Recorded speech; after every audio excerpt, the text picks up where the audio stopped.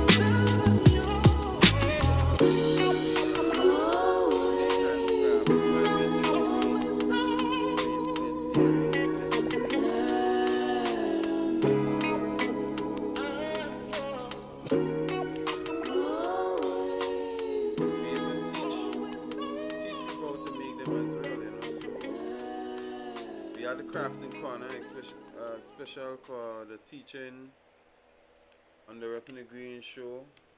This is the Repping the Green show, by the way. Welcome. Repping the Green show, we do the crafting corner on Wednesdays.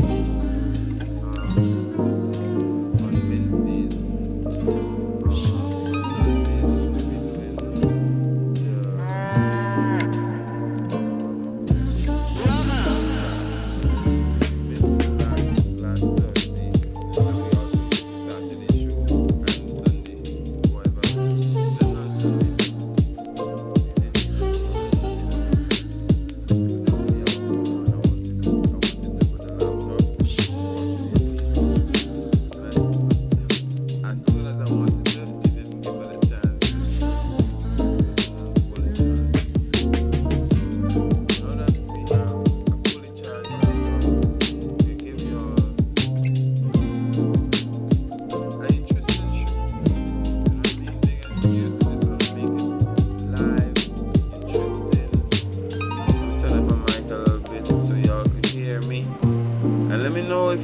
join me. Let me know where y'all streaming me from. Let me know. Spam your flag, spam your region, spam your parish. You know, say hi, hello, greetings.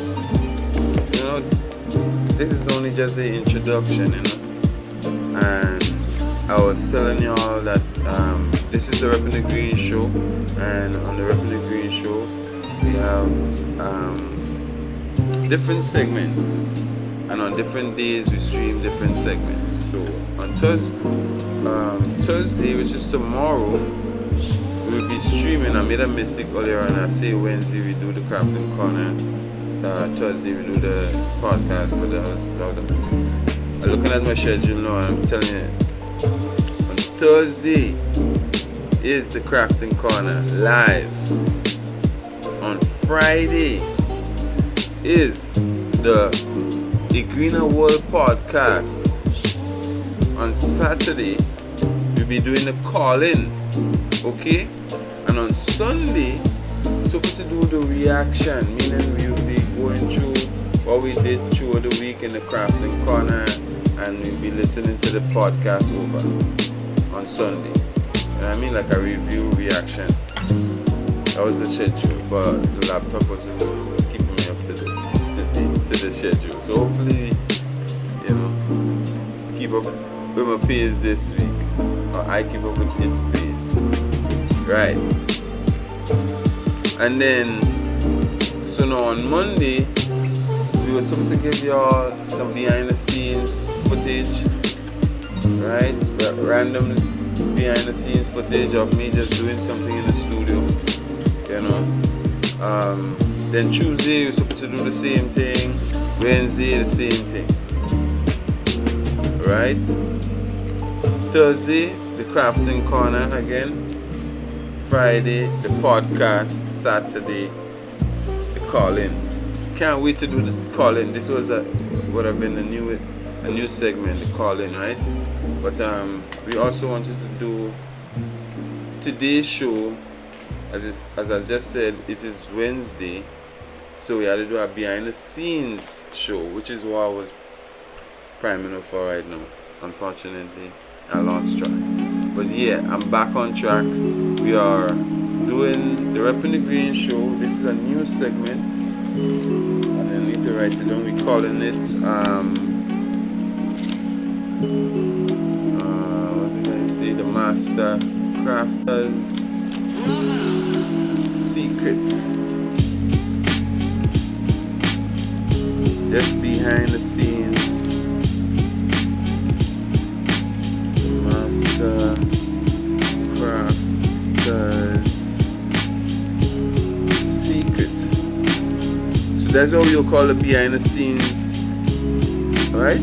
The behind the scenes of just me in the studio reacting to videos and just making craft without me talking too much. I'm calling it the Master Crafter's Secret, because at the end of every crafting section I will reveal what I was making. I will reveal in the end, you know, what I was making, and show the world, you know, the beauty and the eco luxury, you know what I mean? And maybe get y'all to tell a story, or get, you know, if I can tell my story about it, what caused me to design something like that, or, you know, what's the idea behind it, what's the story behind it, you know? So I'll probably be able to share that with you after, right? But I want to be able to do this behind the scenes type stream, to just do less talking, more of y'all just watching something entertaining, and me just doing my work. And you know, basically, as I was telling somebody the other day, success is learning to have your way, right? And staying out the way. Okay? So this is what the main purpose of the Master Crafter's Secret on the Reppin' the Green show. having our way and staying out the way. So whoever like just interesting videos, behind the scenes of crafting shop or a factory or a crafters, you know, it's all about me as a fashion consultant and as a crafter and as a designer. You're seeing me behind the scenes doing more work instead of me always trying to, you know, fixate my whole mind and everything on, you know, creating a good stream for all you, which is sometimes just take a lot of time and energy. You know what I mean? So already, you know, put out a lot of energy into creating it. You know, I think I should be able to lessen the ego and just show you guys the behind the scenes, show you guys some interesting videos and do less chatting, and I could do my work, I could finish my work, I could do it quicker, I could finish quicker. You know what I mean? So this is why we're doing this Master Crafters segment. So welcome, stay as long as possible. Again, we live in Grenada, in the beautiful island of Grenada. Let me know where you're watching me from. Let me know where you're spamming me from. Spam your flags, spam your say hi, hello, you know. And also, if you're interested in getting your names on the wall on at the Crafting Corner live on tomorrow on Thursdays, Crafting Corner live, we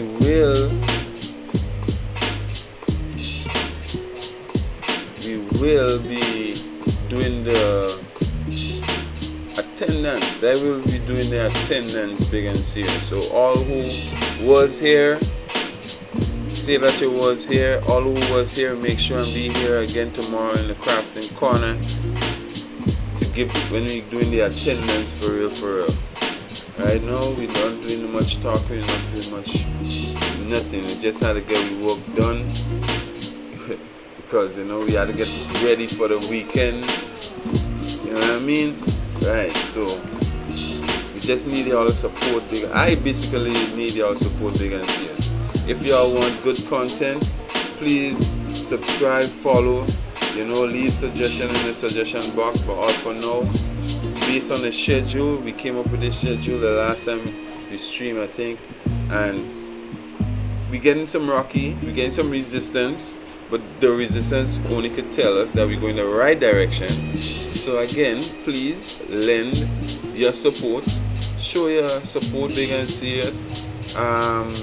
We going in, and yeah guys, like, share, subscribe. If you're watching this on YouTube, you're seeing this vertical screen right now, okay? But guys, did you know that we also do our streaming over to Kick? If you come over to Kick, you would see this wide screen big and serious. So for the widescreen people, that's for Kick. Greetings, how you feeling? Type some green emojis, whatever green Kick emojis, that anyone works for the green movement, trust me. So on YouTube, like the video. If this is your first time here, subscribe so you don't miss any other videos.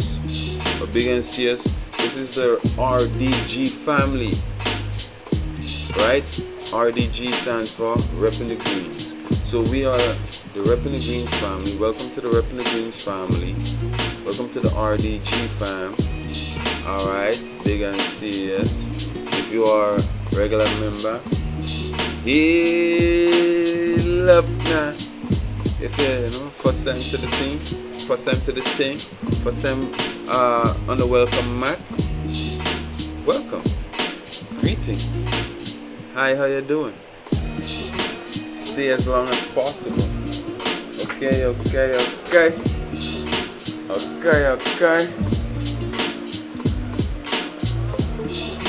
Again, I don't know if I said this, but my name is Priest, alright?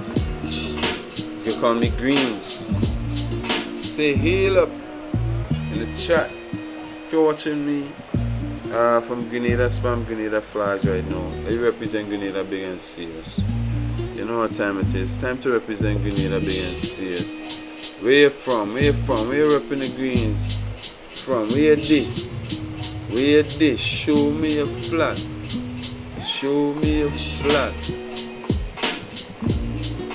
Vinci, where you did? Show me your flag. Trinidad, where you did? Show me your flag. Jamaica, where you did? Show me your flag, man.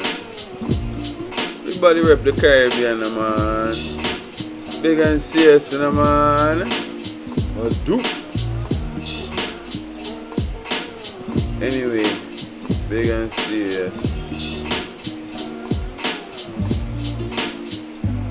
Going in. I just had to sort out certain things right here, right now. Just fucking trying to just get some problems right now.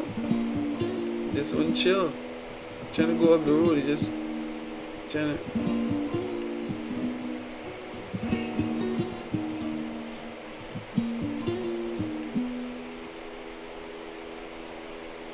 bring you a bro, fam. Alright, take it to the top.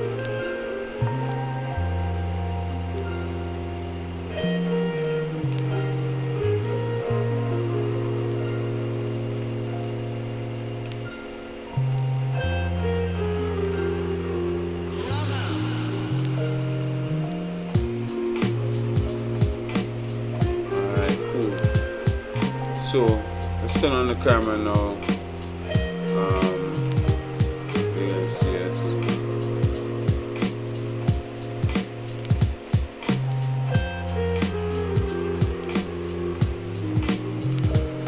Where we at, Nip?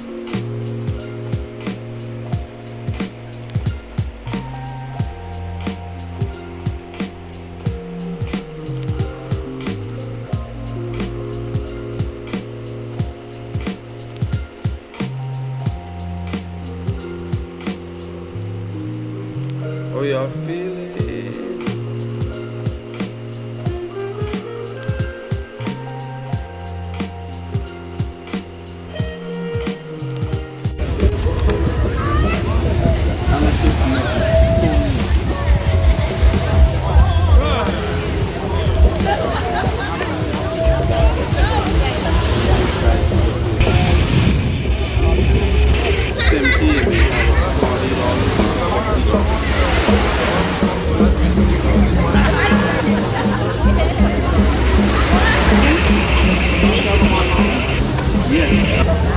Stop it. Get some help.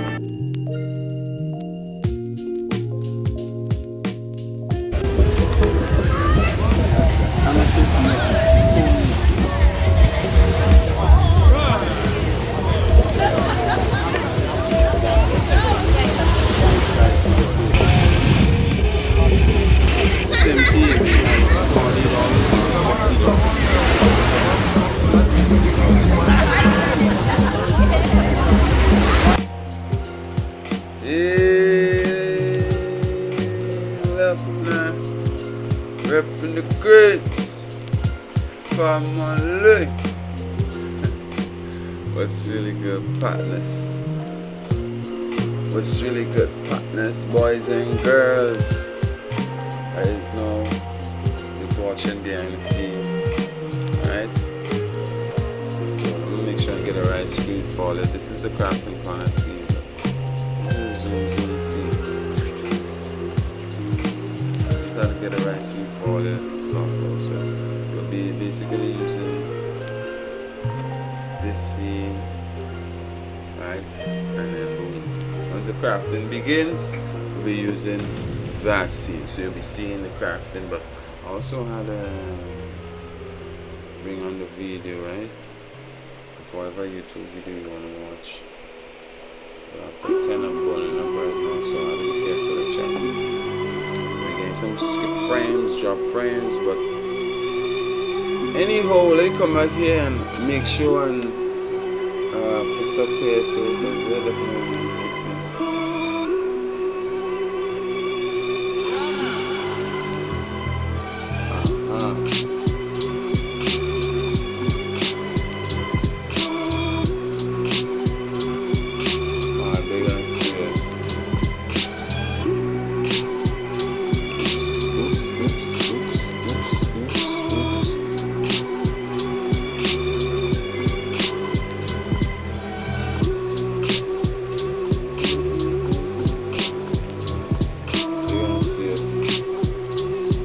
Yeah, again, we're live on YouTube and we're live on Kick.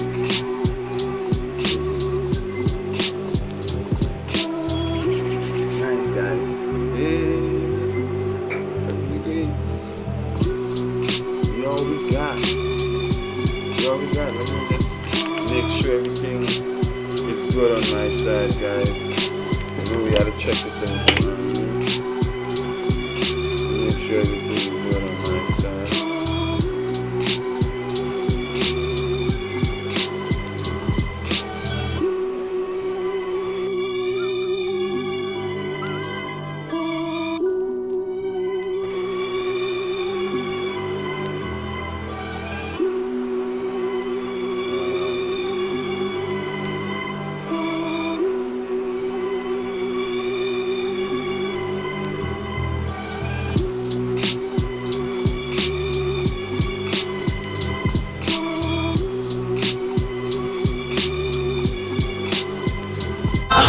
Heal everything.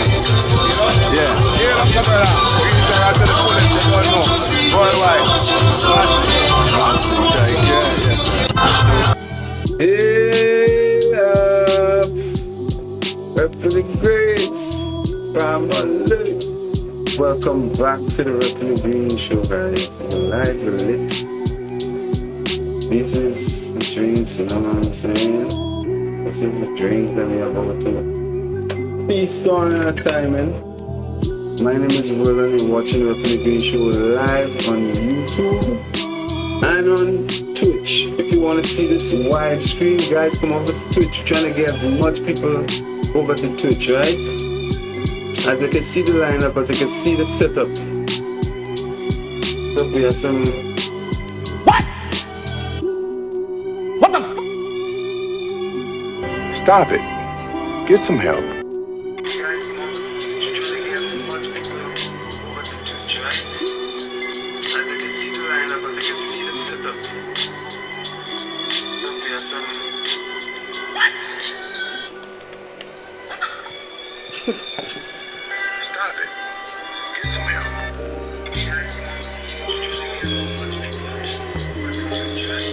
Let's see, bye bye. So you're looking good, you're coming out good. I like it, I like the vibe. Yeah, big and serious. W's in the chat.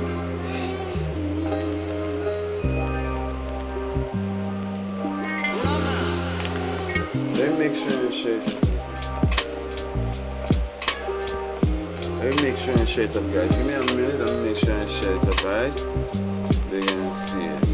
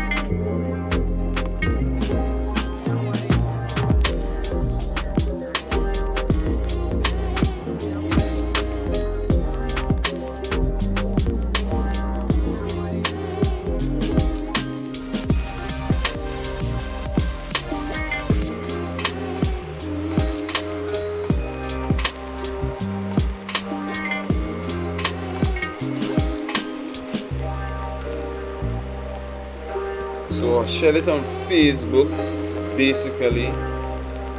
Alright, shared it on Facebook. Let's make sure I put it in the story. These days it don't make sense sharing it anyway without posting it on your story. Alright.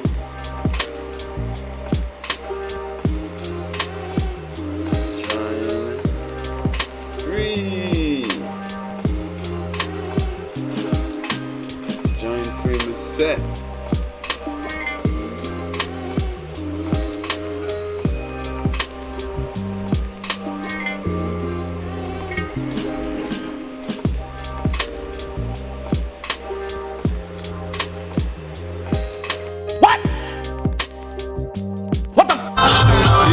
Heal everything. Yeah. Heal up the brother. Things are to the fullest, you don't know. Worldwide.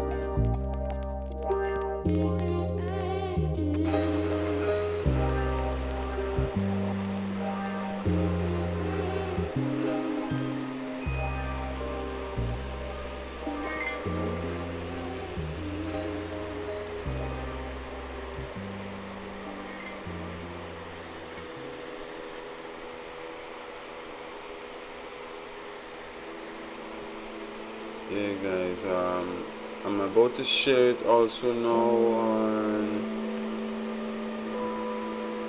WhatsApp. We're about to share it now on WhatsApp.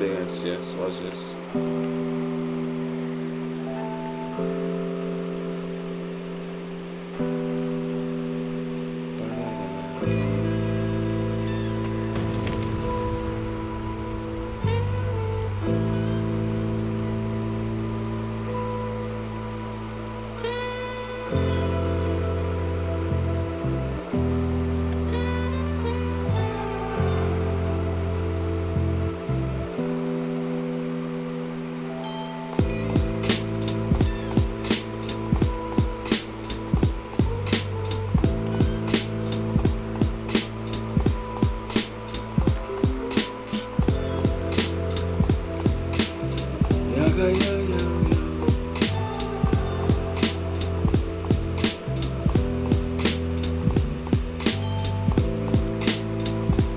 So yes, I share it on WhatsApp. That's for a few groups. Yeah, share it one.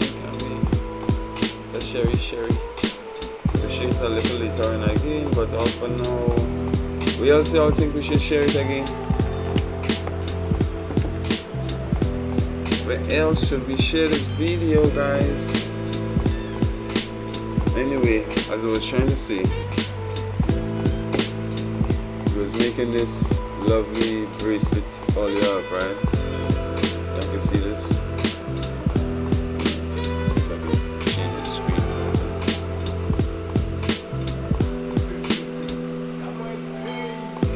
Hey, if you're not having fun, chat, don't do anything at all. If you're not having fun, chat, I said don't do anything at all. Stop it. Get some help. You guys see it. So yeah, this is the bracelet here. Sure.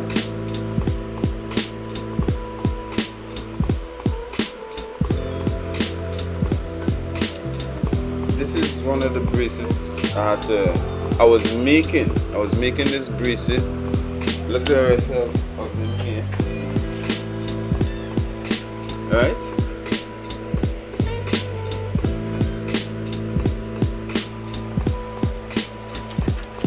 Big and see it. So you all see the project.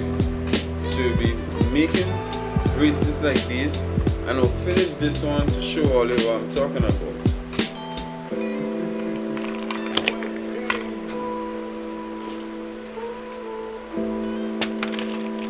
this one is not completed as yet.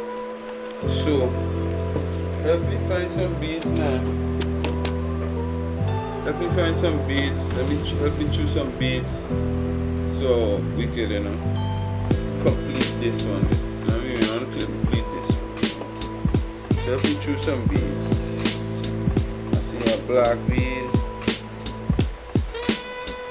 Black will work, I guess. Let's see if I see a similar bead like it. Check.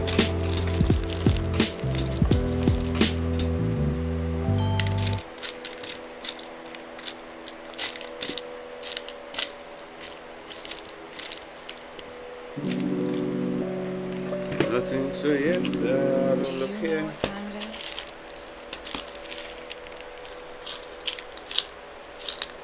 I have a bunch of containers with beads. You never know if I might need a restock in a few, but I don't know. I need to check. But since I can't find two in this one, you gotta replace it with these. So these are options. Option number 1, black beads. What's our option number 2? Option number 2, we have ice green and gold beads. You can use this as option number 2. Right? Oh, sorry, I come. Okay, sorry, it was not in frame, right?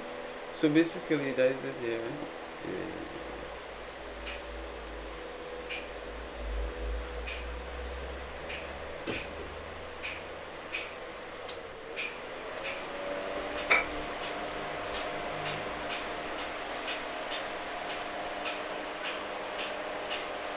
Alright, I think that could work still. Yeah, that could work still. Gotta find the bees. I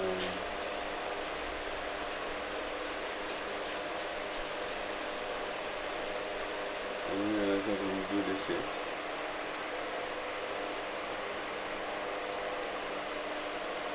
Happy Wednesday.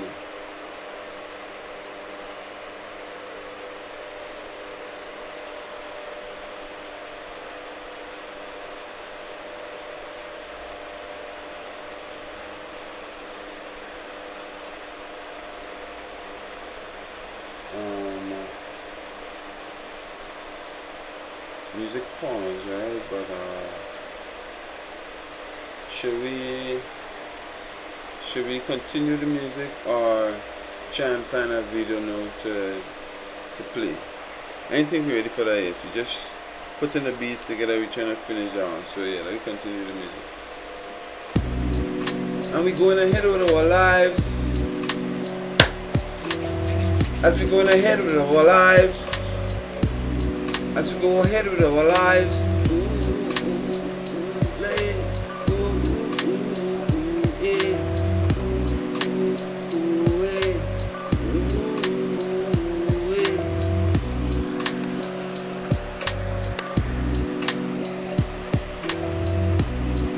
right now inside Green's Era Studio, where ideas become jewelry. Every jewelry design on stream or off stream tells a story, alright? And today makes it no difference. We're crafting something special, something similar to this one, as I said, you know what I mean? But first we want to, just vibe out, listen, feel the space, chat with one another, say greetings. Let's slow things down today, you know what I mean? Yeah, today is all about slowing things down and designing the first bracelet that we was going to use for sample. I think we don't have much. We can use black beads too, we can use ice green and gold in the end, but let me just finish off and make it an example. Y'all watching this? Yeah, let me finish off and make it an example again.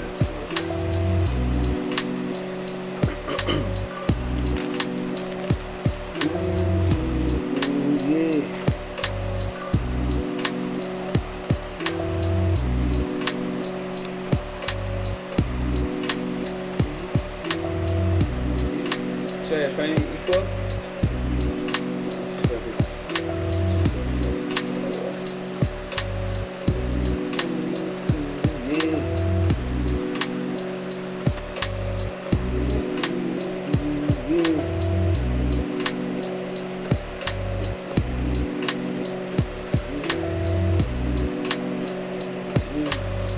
I think it's equal. I think it works.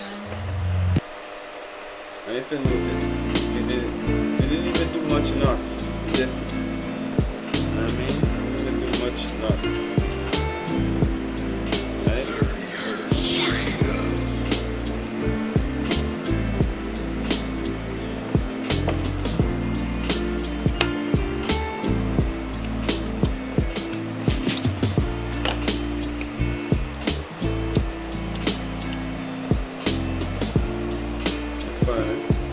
Right? Fine over there.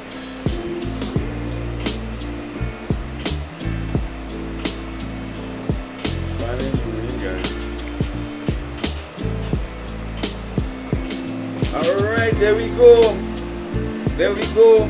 First bracelet made. I'm about to make about 7 more. I think I'm about to make about 7 more. You adjust it like this. This is closed. This is open. And it's one side adjustable. See that, right? One side adjustable. Okay,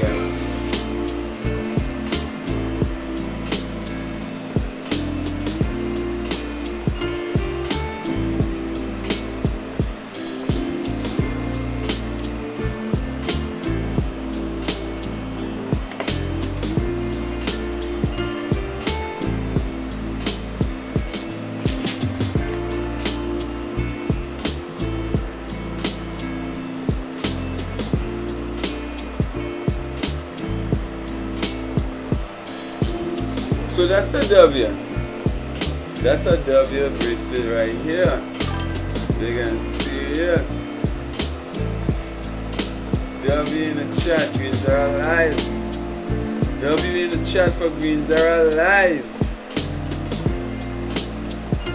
We outside. W is in the chat for greens are alive.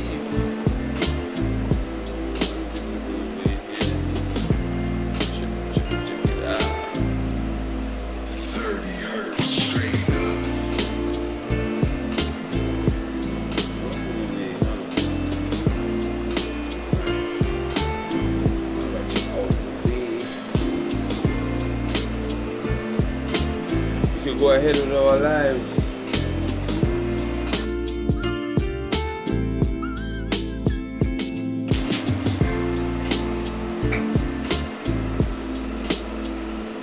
So yeah, we're gonna make more bracelets like these, alright? Let's go. Cheers.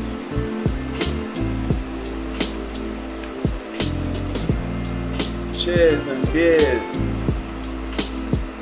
Cheers and beers, guys. Cheers and beers. So let's put this aside. Let's put the beads aside. Let's get to the racking. And now let's get to finding that video we want to react to. Huh? You can see us. It's fine.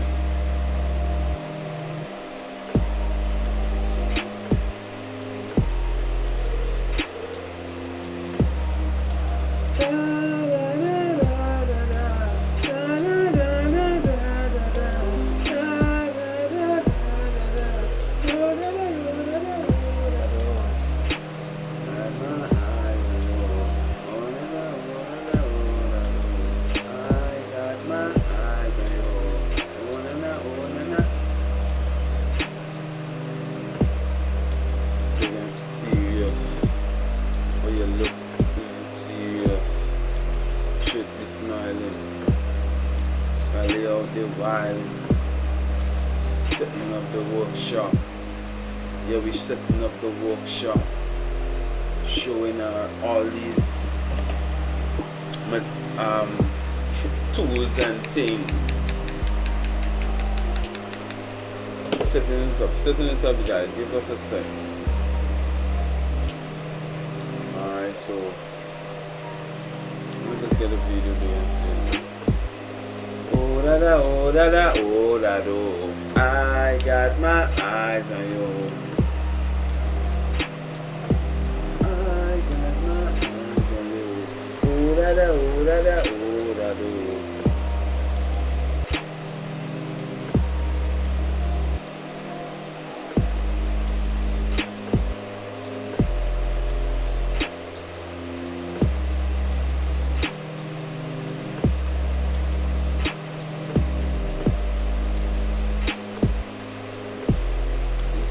What the bumble clock? Shall we good? We good, Chad? I just see some kind of blinking thing there. I'm like, huh?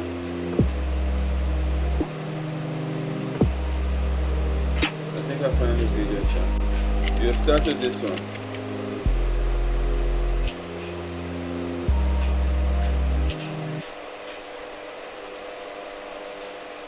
I got my eyes on you. Oh da da, oh da da, oh da do.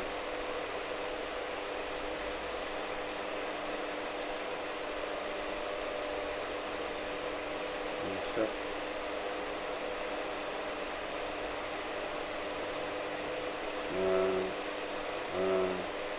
Round set.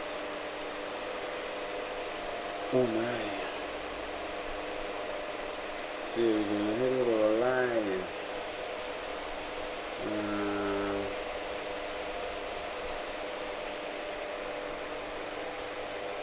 Alright, YouTube. Alrighty then, YouTube.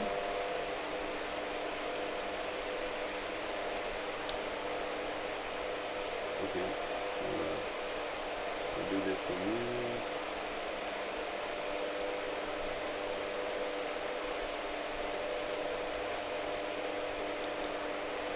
Really actually, that's not how I should be setting up YouTube. Really. I shouldn't be setting up so those me. All over YouTube, I'm fixing.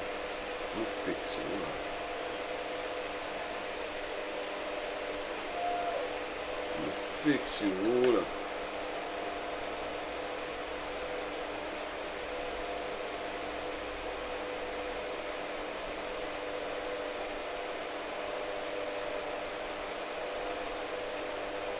Why did I choose to do it like that?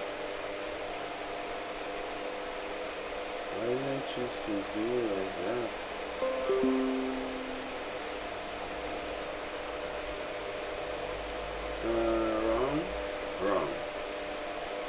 Wrong. Oh, I should crop better. Let's crop this better.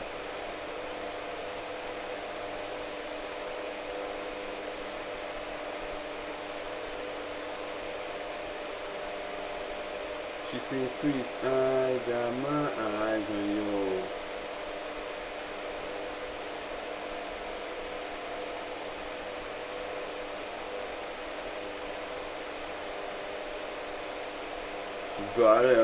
Got him.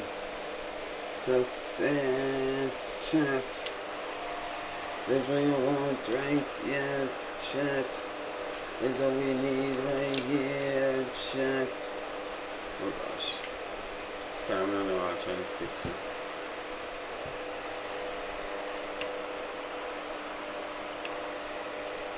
I guess it's not fixed completely. One more adjustment for YouTube and you get to go, chat. Yes. You get to go here now, right? Nice. Yes. So we're going ahead with your life. We'll be crafting. Where is it? I want to fix the another screen. I should have another screen, right?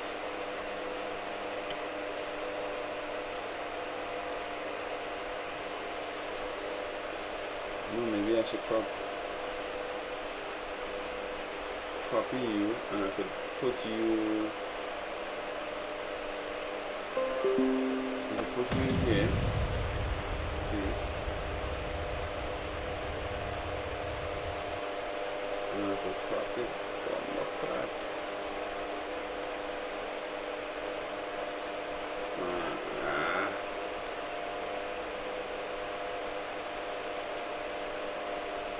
How does this look?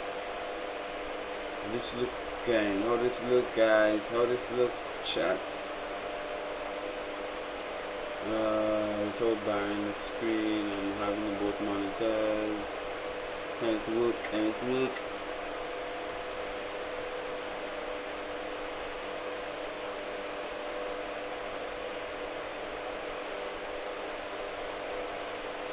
You gotta try, you gotta be the first to do it. You gotta try, Jack. Yeah. So we can use this screen here, I think. So this is one screen. And we can use where we were, which was here. Nice. Hold on, let me go back there and see what I was seeing. Where was I?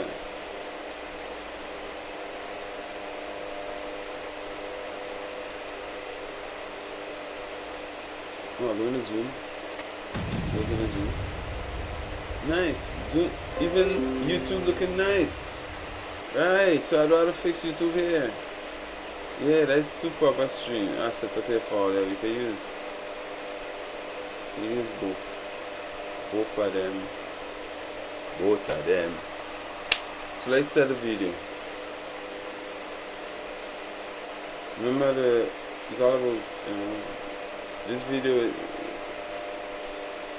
as you can see, stop telling what's happening in your life. 15 lessons from Shi Hong Hee. They're taking some wisdom.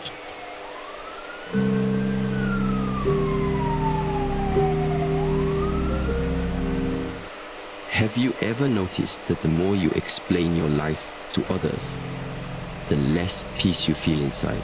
It's almost as if every detail you share scatters a part of your inner strength into the world. Silence is not emptiness. It is storage, conservation, and refinement of your personal energy. And once you see this clearly, you realize not everything needs to be told, and not every moment deserves an audience. Silence protects energy. Many people do not realize how much of their life force is scattered in the simple act of speaking. Every word requires breath, and every breath carries with it a part of your vitality. When you speak without purpose, you are spending energy in the same way someone spends coins on things they do not need. At the end of the day, they wonder why their pocket feels empty. The same is true for your inner reserves. When you share every detail of your day, when you explain every thought to whoever will listen, you leak energy drop by drop until what remains is a tired version of yourself. Oh my, oh my, oh my, oh my, chat. And that's what that energy I'm picking up from the time I don't know, when I start thinking about that, or when I start feeling like that. But as I was saying, it's like the more I study is the more I know anyway. So it's like of recent, when I start rescheduling things and trying to figure out a proper schedule for the stream and stuff, right? And it's like, yeah, a teacher, but am I working at my fullest potential while I'm teaching? And do I put all of my focus on stream, on teaching? Chat, telling me I do.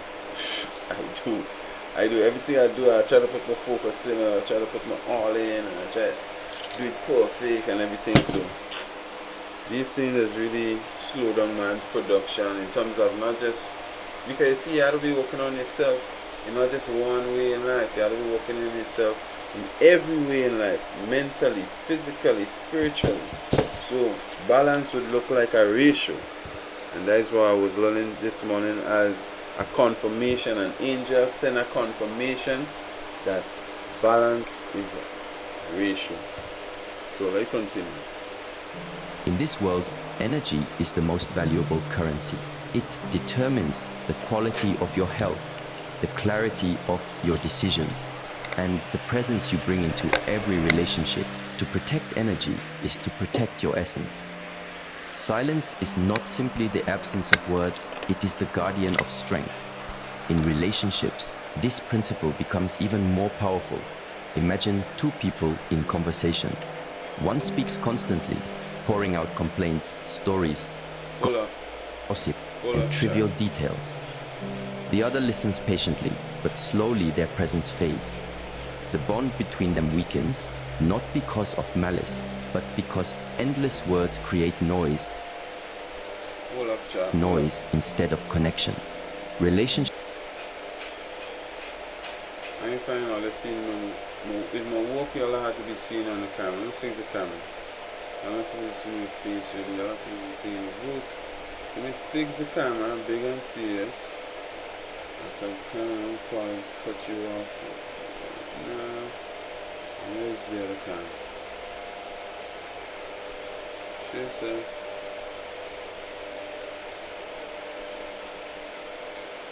No, I'm not here. I didn't start it. Interesting.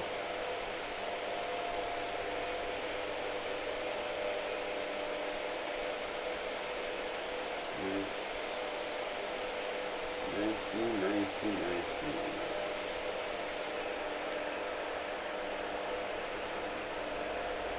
Nice, YouTube will fix, but let me fix this for kick. You cannot fix this for you, alright?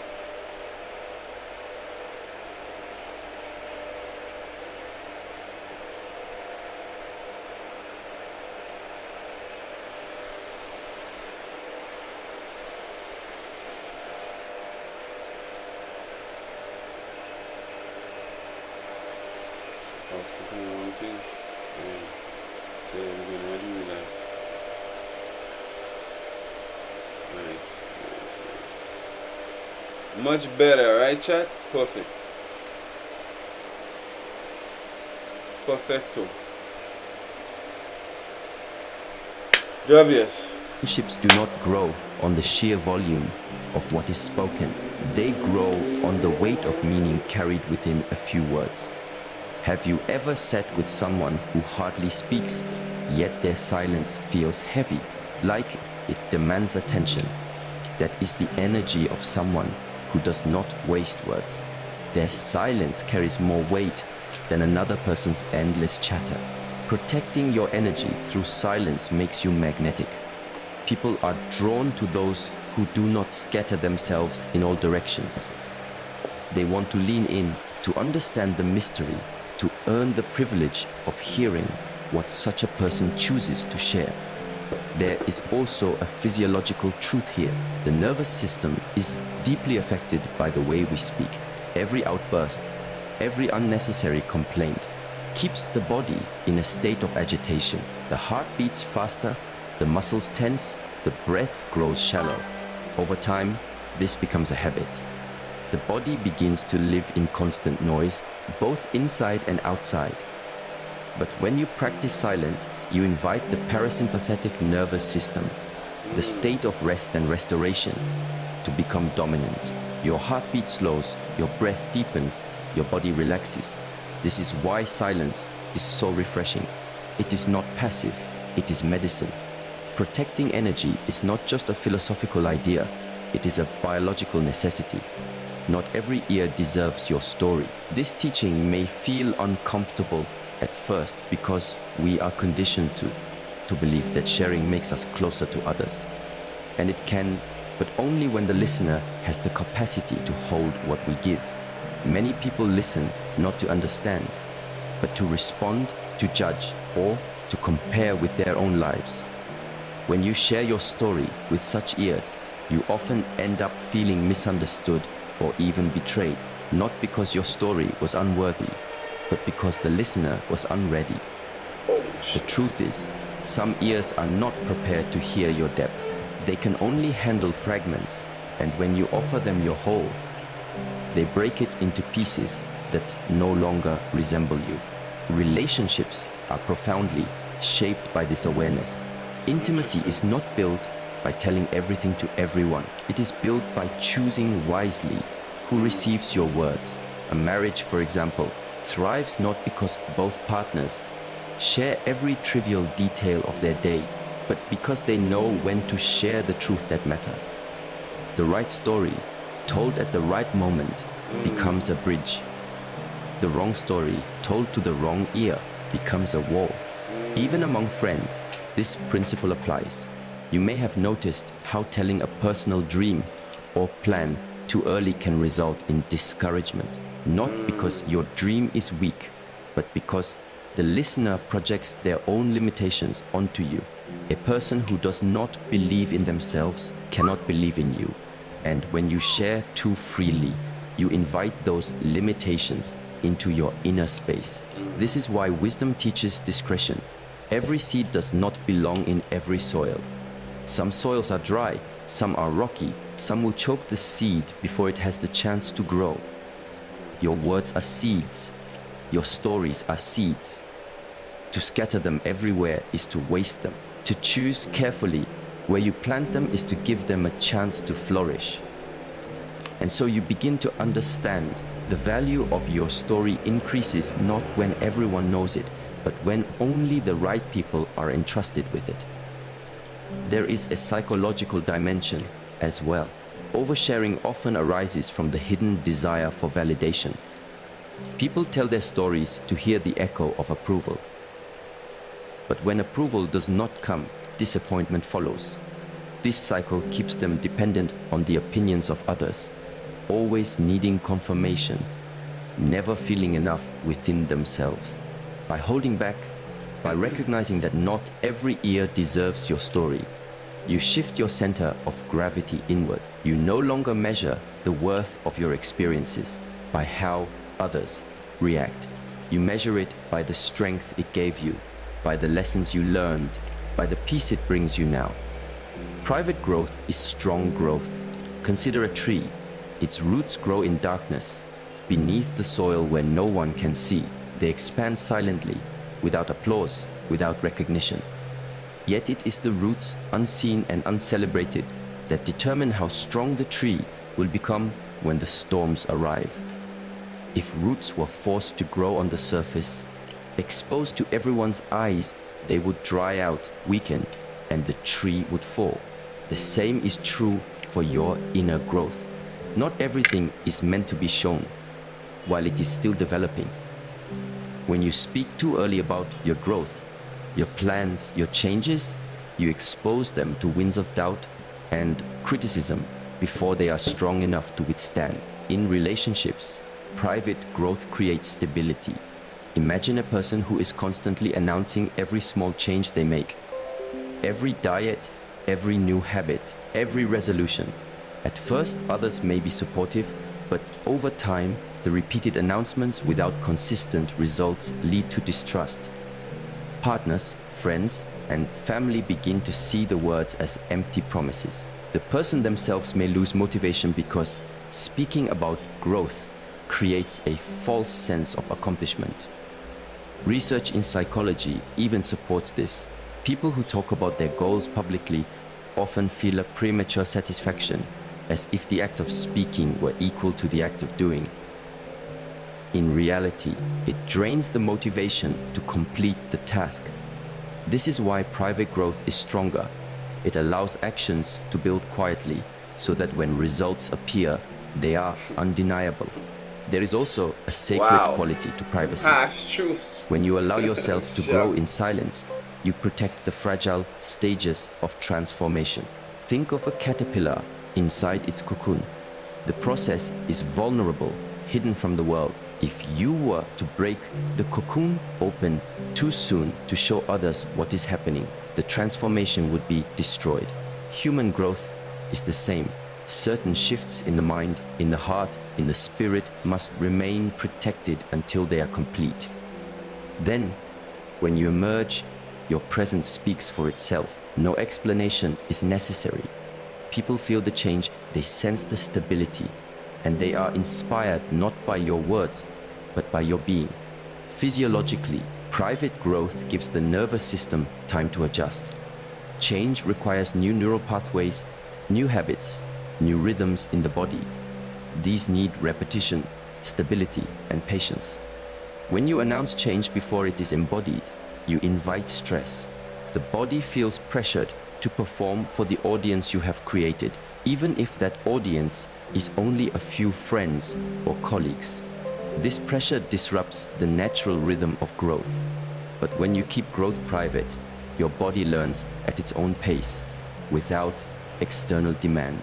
The change becomes sustainable, rooted deeply, like the hidden roots of the tree.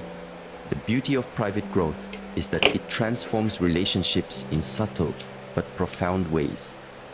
You do not need to convince others you are changing. They feel it in how you listen, how you respond, how you carry yourself. Your silence becomes evidence.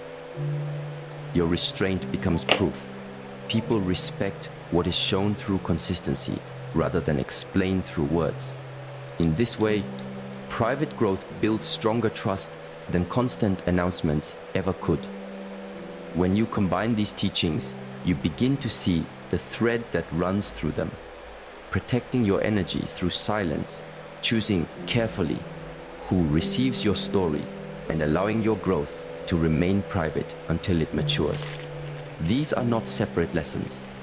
They are three facets of the same jewel, the art of conserving your inner strength in a world that pushes you to share everything, to post every detail, to broadcast your life in constant streams of information. These teachings stand as a reminder that true power is not in exposure, but in preservation. It is not in how much you give away, but in how wisely you choose to share. It is not in being seen at every moment, but in letting your presence reveal itself when the time is right. Every emotional outpouring has consequences that reach far beyond the moment it is expressed. Emotional leakage weakens influence in a subtle but profound way. Ooh la la. When you constantly share every frustration, every irritation, every disappointment, you create an environment in which your feelings become consumable by others, but your power diminishes. Relationships are not built on the accumulation of grievances or the endless display of sensitivity. They are built on presence, consistency, and the ability to manage inner tides without overwhelming the other person. Imagine someone who is perpetually venting, every conversation a storm of emotion. At first, others may feel sympathy or camaraderie, but over time, they are depleted. Emotional leakage transforms connection into dependency. People are drawn not to those who release all their inner turmoil, but to those who carry it with quiet resilience, who allow their inner strength to shape the space around them without forcing others to hold it. This principle carries profound lessons for intimacy. When partners in a relationship constantly offload their anxieties onto one another, the partnership can become a revolving door of temporary relief and lingering tension. Sharing feelings is necessary, but the timing, the depth, and the manner in which they are expressed determines whether the bond is strengthened or strained. Consider the difference between speaking with the purpose of understanding and speaking with the purpose of emptying. When you speak to empty, you are asking someone else to manage your internal state, to carry what only you can hold. Over time, even the most patient listener will feel the subtle erosion of their capacity. Emotional discipline does not mean suppressing feelings. It means learning to process them, understand them, and express them in a way that nourishes connection rather than fragmenting it. Listening strengthens wisdom. In a world that prizes expression over reflection, the act of listening is often undervalued. Yet it is one of the most powerful tools for personal and relational growth. When you listen deeply, without the immediate urge to respond or judge, you create a space for observation, empathy, and insight. Consider the simple act of listening to a child recount their day. If you interrupt, correct, or provide advice too quickly, you deny them the validation of being truly heard. If you listen fully, your presence alone becomes a powerful tool of teaching, guiding them toward understanding themselves. The same applies to adults. Listening is a practice of presence, and presence is the foundation of trust and respect.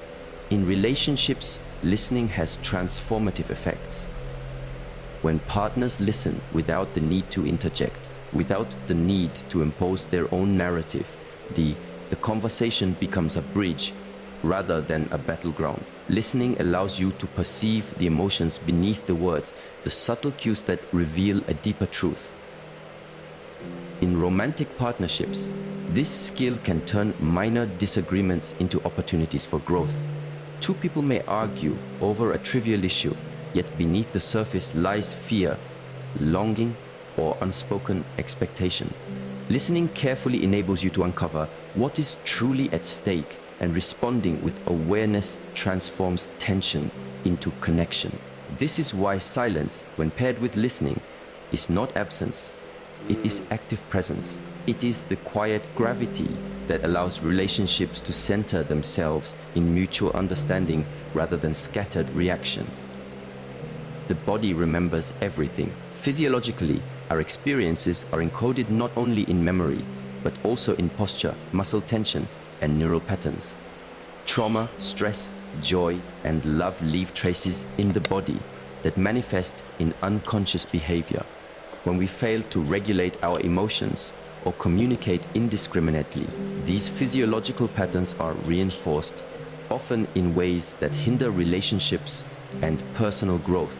A person who has habitually vented anger may notice tight shoulders, clenched jaws, or shallow breathing without realizing that these are physical echoes of unresolved emotional habits. Another who practices restraint, processes emotions internally, and communicates thoughtfully develops a body that reflects calm confidence and centeredness. Others respond to this energy even before words are spoken. The subtle alignment of breath, posture, and expression communicates more than any story ever could. This awareness is critical in intimate relationships. Partners unconsciously mirror each other's energy, a phenomenon studied extensively in psychology and neuroscience. If one partner is chronically reactive, the other may unconsciously adapt tension, defensiveness, or avoidance. Conversely, when one practices calm, emotional discipline, and mindful expression, the physiological cues signal safety and stability, inviting reciprocity. This is why learning to regulate the body is inseparable from learning to regulate emotions and speech. Emotional connection is not built solely on words, it is built on the congruence between internal experience and outward expression. When your body remembers peace, your relationships feel anchored. When your body remembers turbulence, even careful speech cannot prevent subtle friction from emerging. Silence, listening, and bodily awareness intersect in practical life strategies. Imagine a moment of conflict where words might inflame and deepen the rift. By observing the body's reactions, taking a measured pause, and choosing the timing and tone of speech, influence is preserved and understanding is amplified. The ability to navigate conflict without leakage is a skill that transforms ordinary relationships into spaces of trust and growth. Beyond conflict, these practices shape everyday interactions. Listening attentively in conversation, observing the physical cues of those around you, and allowing your own presence to carry authority and calm without need for constant verbal assertion creates a relational environment where clarity, respect, and mutual support flourish naturally. Consider the story of two colleagues in a tense meeting. One feels wronged and wants to voice every grievance immediately. The other listens, regulates breath, observes posture, and speaks with measured clarity when the moment is appropriate. The latter does not dominate the room with words, but shapes it through presence, subtle influence, and understanding. After the meeting, both have been heard but only one has reinforced their inner authority. This principle applies in every relational sphere, from professional partnerships to familial bonds, friendships, and romantic intimacy. Emotional discipline and strategic expression ensure that influence is sustained and relationships are nourished. Listening and presence are also practices in personal evolution. Every interaction is an opportunity to refine emotional intelligence, to understand patterns in oneself and others, and to deepen resilience. When you cultivate the ability to remain quiet, to listen fully, and to sense the physiological and emotional rhythms in others, you acquire a rare power, the power to understand without controlling, to guide without commanding, and to connect without demanding. Real influence emerges from the harmony of mind, body, and energy. It is not the loudest voice, the most persistent argument, or the most dramatic display that shapes outcomes. It is the calm, observant presence that holds steady, senses shifts, and responds with intentionality. Life provides countless examples of emotional leakage and its consequences. A parent who overshares personal disappointments with a child inadvertently teaches dependency and emotional instability. A manager who vents frustrations in front of their team diminishes respect and undermines authority. Even friendships can suffer when one person dominates conversations with constant personal turmoil. On the contrary, consider individuals who cultivate patience, who regulate emotions internally, and who speak selectively. They command attention, earn respect, and maintain the integrity of their energy. People are drawn to them not because they are unfeeling, but because they are fully present, fully conscious, and fully capable of carrying their inner world with grace. These principles are not abstract. They can be applied through tangible practices. Begin by observing moments when you feel the urge to react impulsively. Take a breath, notice tension in the body, and ask whether your words will serve clarity or discharge. Practice deep listening without formulating a response. Reflect on experiences privately before sharing. These acts cultivate a nervous system capable of stability, a mind capable of insight, and relationships capable of depth. With time, you notice subtle transformations. Conflicts resolve more smoothly. Connections deepen effortlessly, and influence is felt even in silence. Human connections are profoundly influenced by the interplay of energy, presence, and speech. When emotional leakage is minimized, listening is maximized, and bodily awareness is cultivated, relationships enter a new dimension. Conversations become exchanges of insight rather than reactions. Moments of connection become opportunities for mutual growth, and influence becomes natural rather than imposed. The way we communicate, both verbally and through presence, shapes the very architecture of our relationships. Emotional discipline allows the heart to remain open without being depleted, the mind to engage without being reactive, and the body to signal safety without needing to dominate. Each interaction becomes a laboratory of growth, a canvas on which subtle mastery is painted not with words, but with the resonance of presence, attention, and careful expression. The body, mind, and relationships are inseparable. To cultivate one without the others is to build a house with a missing foundation. Emotional leakage weakens influence, listening strengthens wisdom, and bodily awareness preserves alignment. Together, they create the conditions in which relationships are not just functional but nourishing, interactions are not just performed but meaningful, and presence is not just perceived but deeply felt. In practice, this means that each conversation, each exchange of energy is approached with intentionality. Hold on, check. Sing, skip frames, drop frames. Heal everything. Yeah. Heal up, camera. Bring it out to the fullest, you don't know. Worldwide. Yeah. Heal Heal everything. Heal up. Rep for the greats. From a loop. Welcome back to the RDGShow, guys. We're live, we're lit. This is the drinks, you know what I'm saying? This is the drinks that we're about to feast on at a time, man.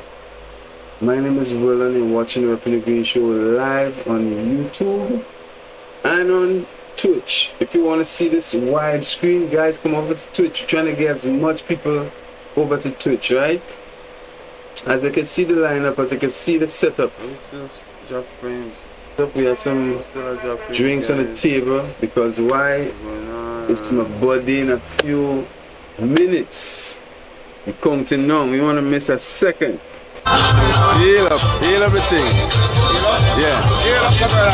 Greens are out to the fullest, they don't know. Worldwide. Yeah. Heal everything. Yeah. Heal up, brother. Greens are out to the fullest, they don't know.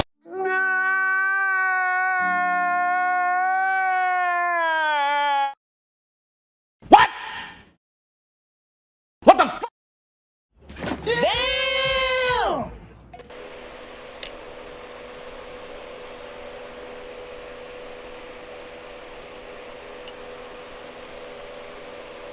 Shall I just get rid of these skip frames, the drop frames, make sure everything running smooth.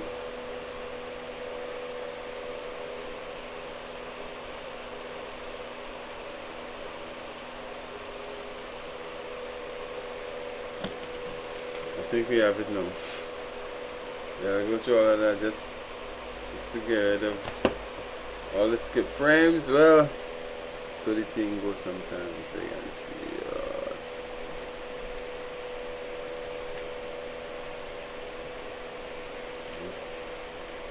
This straight back up. Okay, will you close it?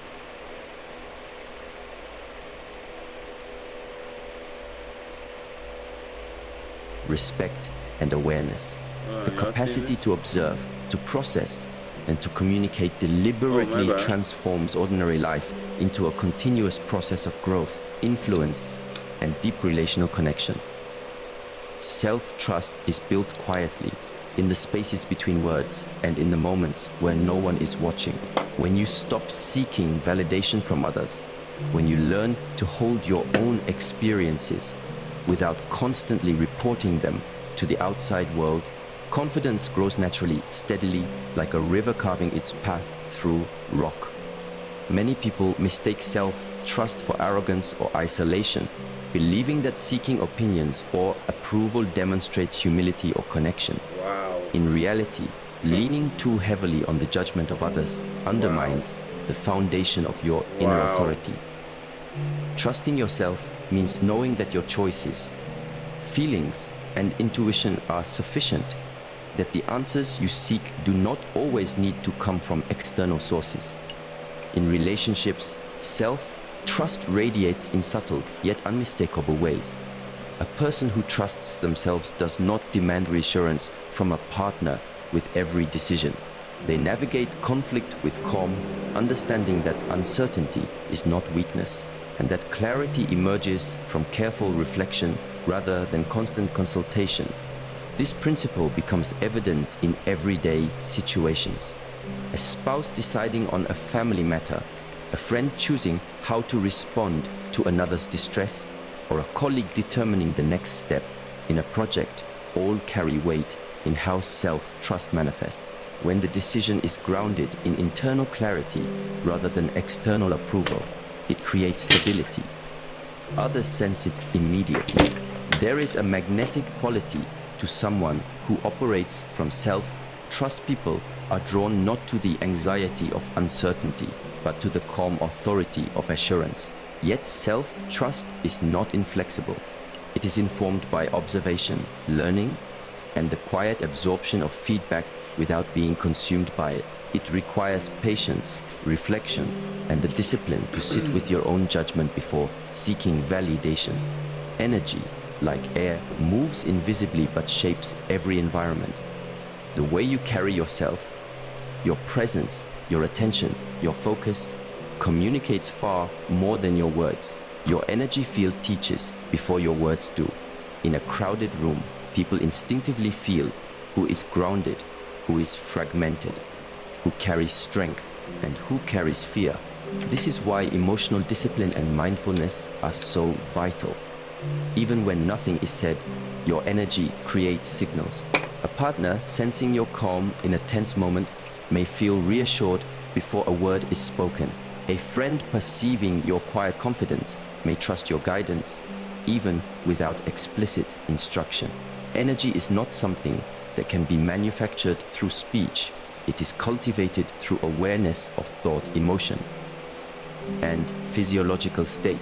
When you hold your energy with care, when you are conscious of how your presence affects others, you create relational influence that is effortless yet profound. Consider a leader at work, one who does not dominate conversations, but radiates calm authority through posture, breath, and attentiveness. The team responds not because they have been told to, but because they sense the centered energy that commands respect naturally. The same principle applies in intimate relationships. When a partner maintains calm, even amidst disagreement, the emotional field of the relationship stabilizes. When energy is scattered through agitation, overreaction, or constant neediness, relationships mirror that chaos. Presence, more than words, is a language that communicates safety, clarity, and reliability. Relationships thrive on mystery. Humans are naturally drawn to what is not fully known, to spaces that invite curiosity and exploration.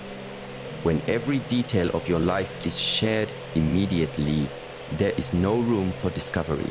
Intimacy is built on layers, on trust earned through time and careful observation. A relationship that reveals itself gradually allows each partner to engage actively, to invest attention, to participate in the ongoing creation of connection. Oversharing, even with the best intentions, collapses the relational landscape into familiarity too soon. The sense of wonder and the space for mutual growth are diminished. Those who understand the power of selective sharing create relational depth by allowing curiosity to flourish, by keeping certain elements private, and by revealing themselves with intention. The psychological impact of mystery is profound.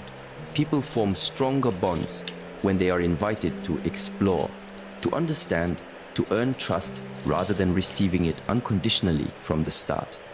In long-term relationships, this principle maintains vibrancy. Partners who maintain their individual lives, thoughts, and reflections cultivate a dynamic of ongoing discovery. Instead of predictability breeding complacency, the relationship becomes a space of continuous engagement. Mystery is not deception, it is the intentional preservation of personal depth. By keeping certain thoughts, experiences, and emotions private until the right moment, you foster a relational ecosystem in which curiosity, respect, and appreciation are nourished naturally. At a physiological level, maintaining personal energy and mystery enhances relational chemistry. Neurochemistry responds to novelty and intrigue. The dopamine system, which governs reward and motivation, is activated by exploration and the unfolding of meaningful experiences. When someone reveals themselves too quickly, the neural pathways that generate engagement and interest are short-circuited. Gradual disclosure allows emotional and cognitive anticipation to develop. It is why couples who reveal themselves carefully over time often report a sustained sense of fascination and deeper emotional bonding. Mystery and energy management are not separate from psychology. They are integrated systems that support lasting relational quality. Practical application in everyday life begins with conscious observation of how much you share and when. Reflect before speaking. Will this revelation enhance understanding, deepen connection, or merely satisfy a passing impulse for recognition? Notice the responses of others, not just in words, but in subtle shifts in attention, posture, and emotional engagement. Adjust accordingly. Notice your own energy. Is it scattered, reactive, or pulled outward, seeking validation? Center yourself through breath, alignment, and intentional thought before engaging. In intimate partnerships, selective disclosure fosters both intrigue and trust. In friendships, it ensures that exchanges are meaningful rather than performative.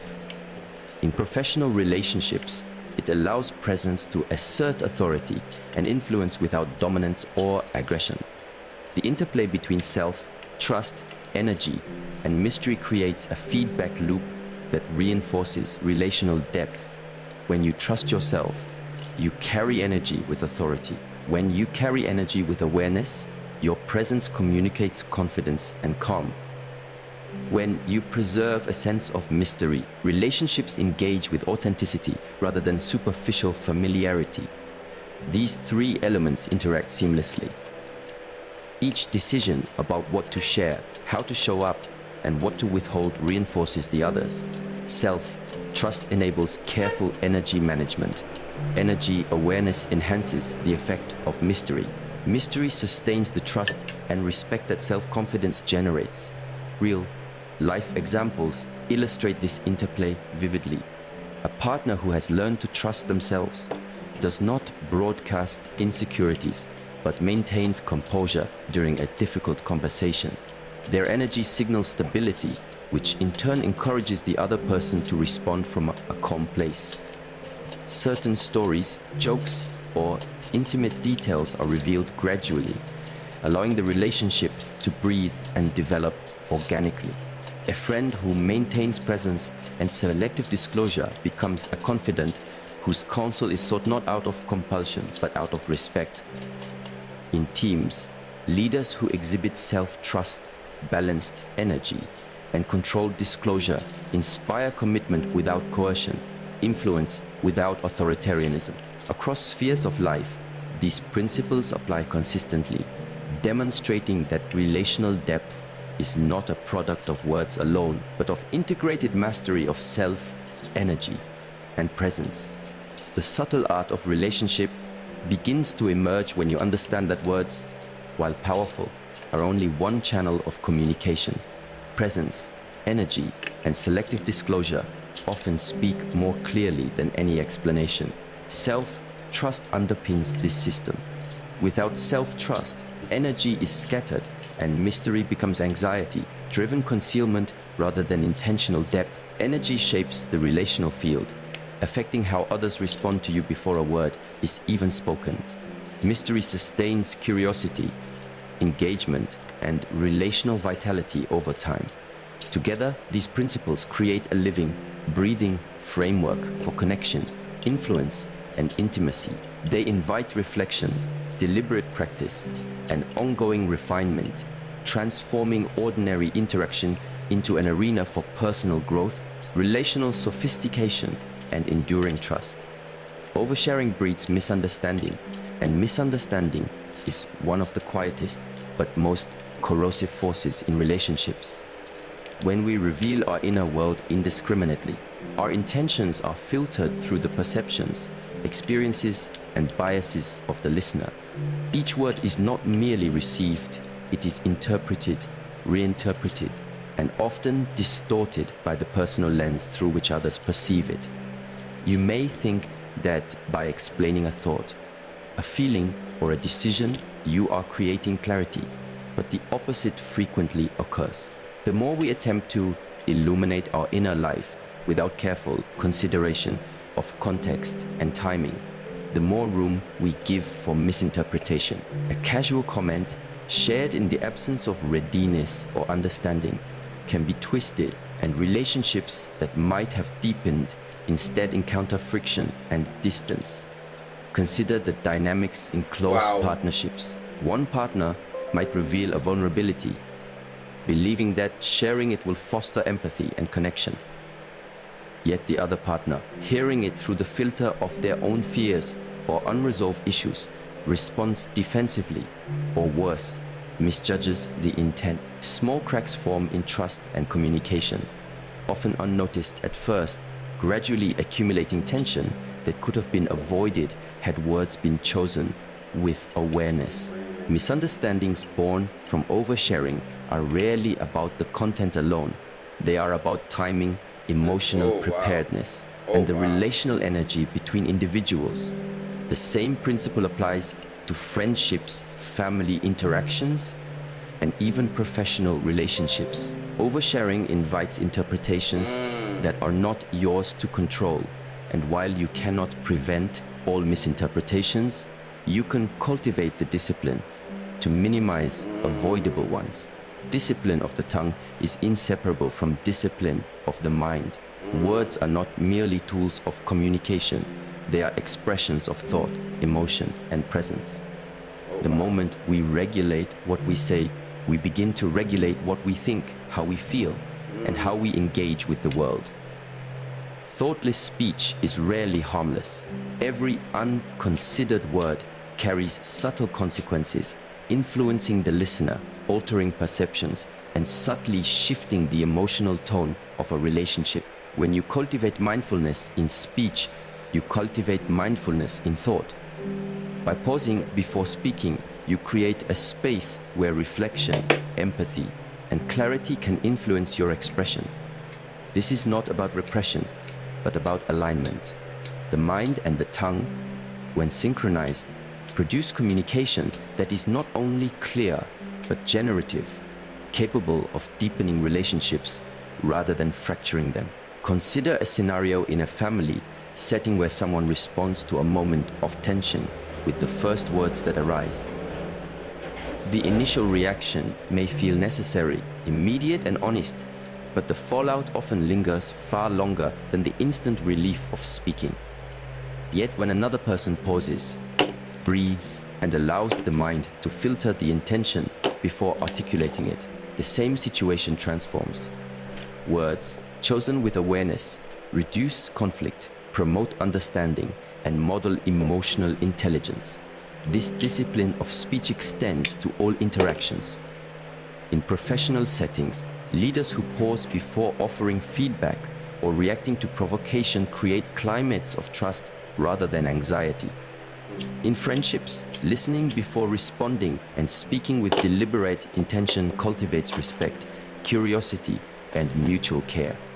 Not all moments need an audience. Some experiences, feelings, and insights are sacred precisely because they are private. Hold on, chat. Hold on. This is going good. I'll get a lighter or something. Hold on.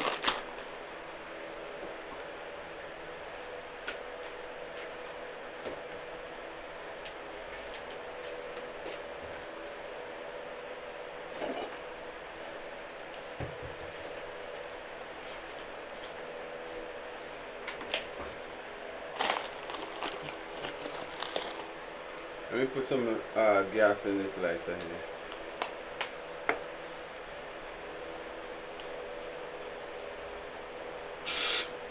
Oh gosh.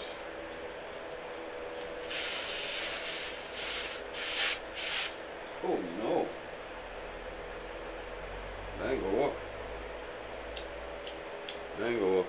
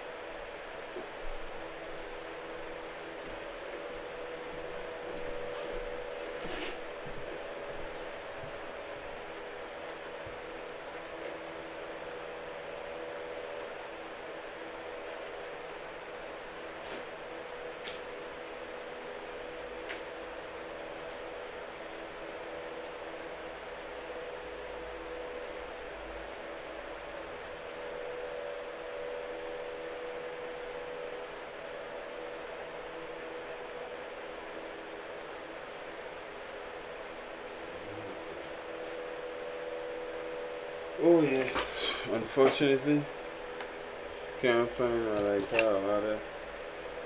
Keep trying with this one.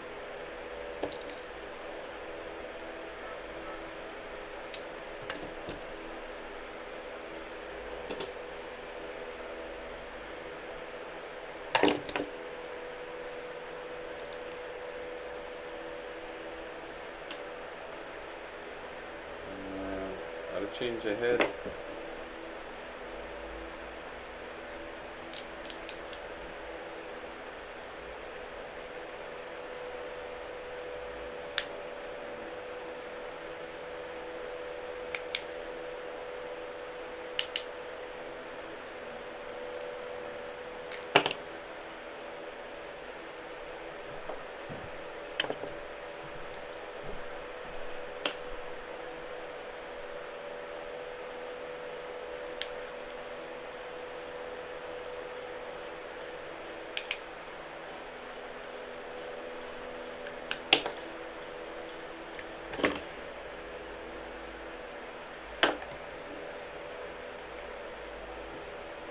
Okay, so let's put it on now.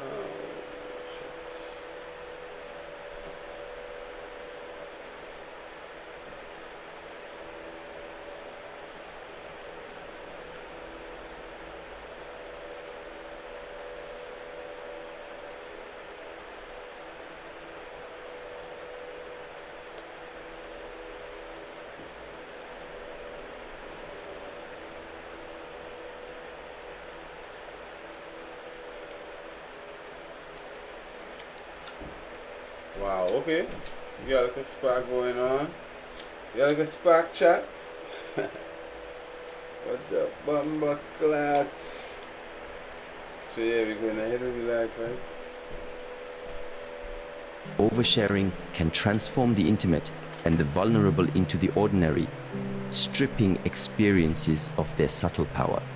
Personal milestones, internal revelations, and emotional breakthroughs achieve their full meaning when first integrated within the self before being projected outward. Imagine a breakthrough in understanding your own fears or limitations. Sharing this prematurely may not only fail to convey the depth of the experience, but can also create unnecessary judgment or influence from others who are not prepared to receive it. Private experiences allow reflection, integration, and the strengthening of personal insight before engagement with the outside world. In relationships, selective sharing fosters authenticity.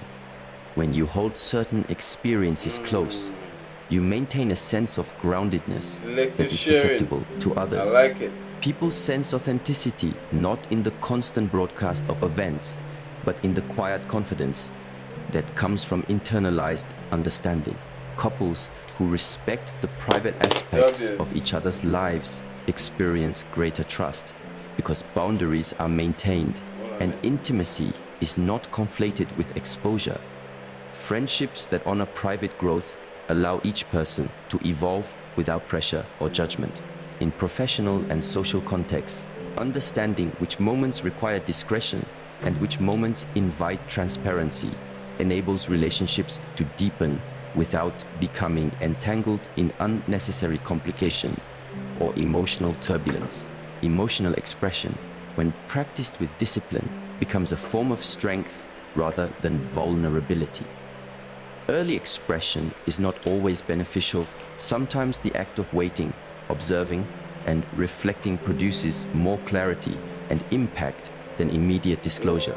Emotional discipline trains the nervous system, cultivates awareness, and reinforces the alignment between inner state and outward expression. The process of holding, integrating, and selectively sharing feelings transforms experiences from reactive impulses into meaningful contributions to dialogue, connection, and relational development. The relationship between words, thought, and timing is evident in daily life. In a workplace, an employee who vents frustrations without pause may alienate colleagues and undermine credibility, whereas one who pauses, considers the impact of words, and frames concerns constructively contributes to a climate of cooperation and respect. In intimate partnerships, responding impulsively to perceived slights escalates tension, whereas measured communication invites dialogue, empathy, and problem solving. Every instance where speech is regulated and thoughtfulness governs, expression strengthens the capacity for influence, understanding, and emotional connection. Observing and practicing the discipline of the tongue is also an exercise in personal growth. It cultivates patience, resilience, and self-mastery.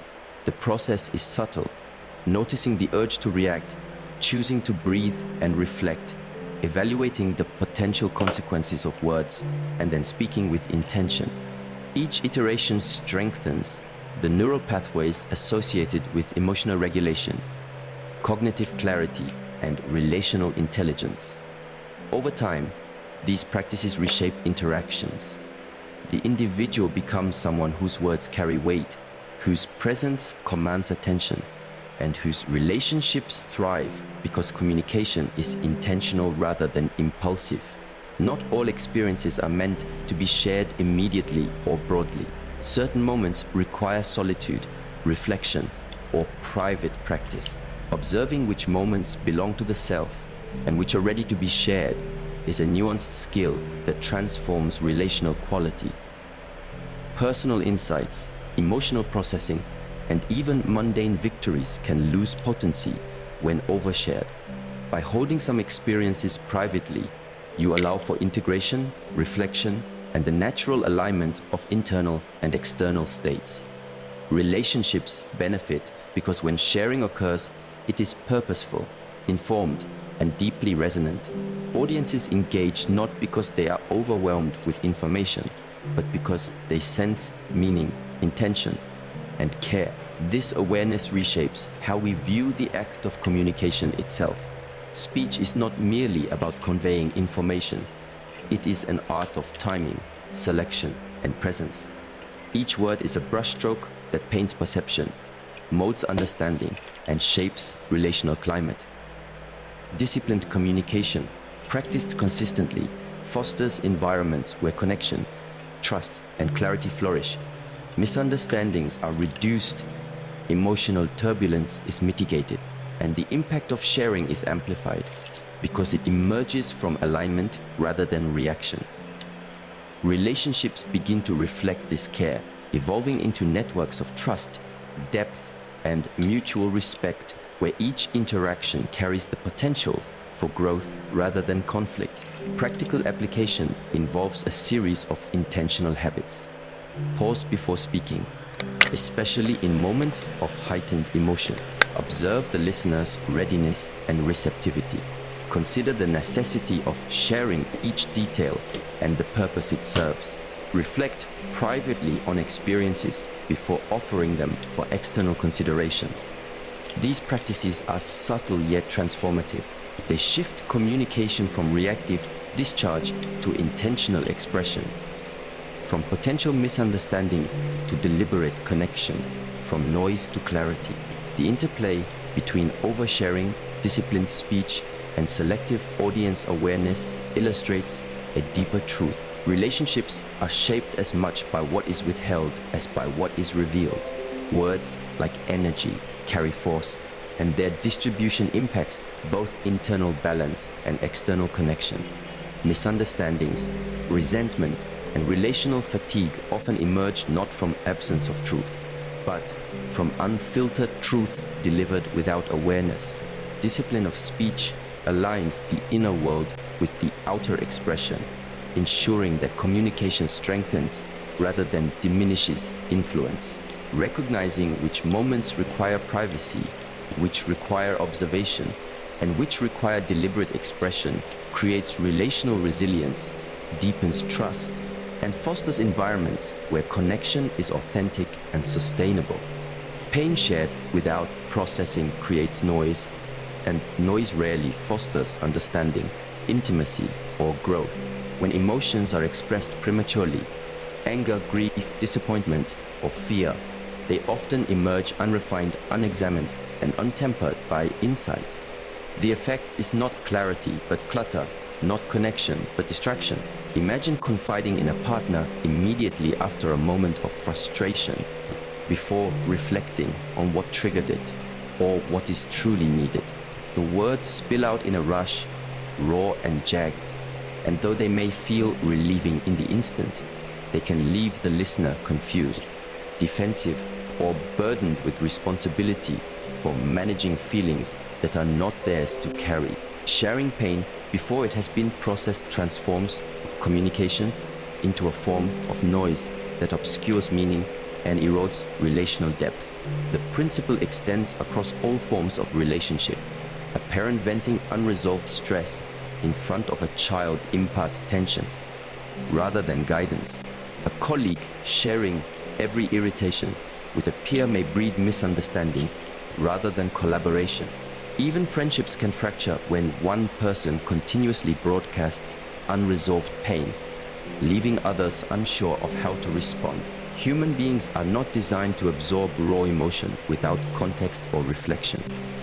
Processing emotions first, privately and intentionally, allows clarity to emerge. Only when pain has been understood and integrated does sharing become constructive, fostering empathy, trust, and genuine intimacy. Processing involves reflection, self-questioning, and emotional regulation. It requires observing not only the feelings themselves, but also the patterns and triggers that give rise to them. A moment of frustration may reveal deeper insecurities, unmet needs, or habitual reactions that repeat across contexts. By examining these layers privately, you gain mastery over your emotional life. When you eventually share with others, the communication is intentional rather than reactive. It carries insight and invites dialogue rather than dumping a raw load of emotion onto an unprepared audience. In relationships, this creates a new dynamic. The other person feels respected, trusted, and capable of engagement rather than overwhelmed, defensive, or drained. Wisdom in timing is the natural extension of this practice. Knowing when to speak, what to reveal, and to whom amplifies the impact of your communication. Timing is not merely about social etiquette, it is about relational resonance. Words spoken at the right moment have the power to heal, inspire, and connect. Words spoken too soon, too late, or to the wrong audience often fall flat, create tension, or generate misunderstanding. In romantic partnerships, this principle manifests when one partner chooses to pause after a conflict, allowing emotions to settle, reflection to occur, and perspective to be gained before discussing solutions.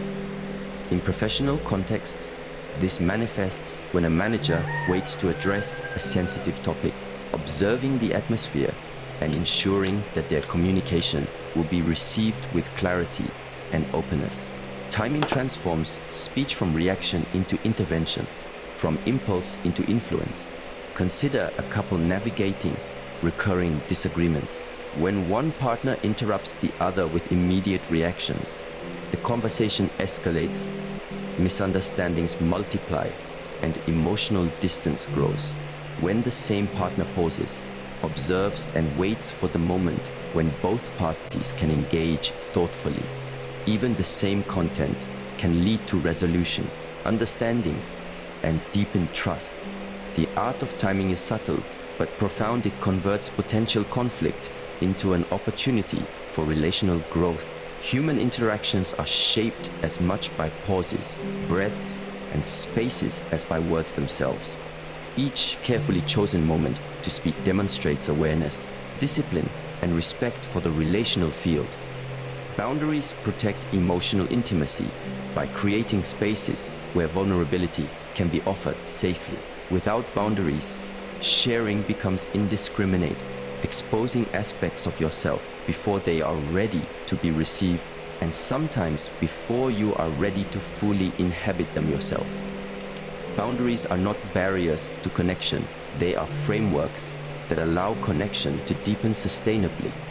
In intimate partnerships, boundaries allow each person to explore their inner life without immediate exposure, ensuring that when vulnerability is shared, it is met with readiness and care.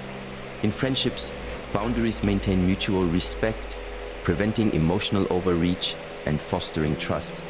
Across professional relationships, boundaries distinguish between constructive engagement and overwhelming emotional spill, ensuring interactions remain productive and respectful. The cultivation of boundaries requires awareness and practice. Begin by observing your own limits. How much of your internal world can you safely share in different contexts? Notice when sharing stems from neediness or impulse versus reflection and intention.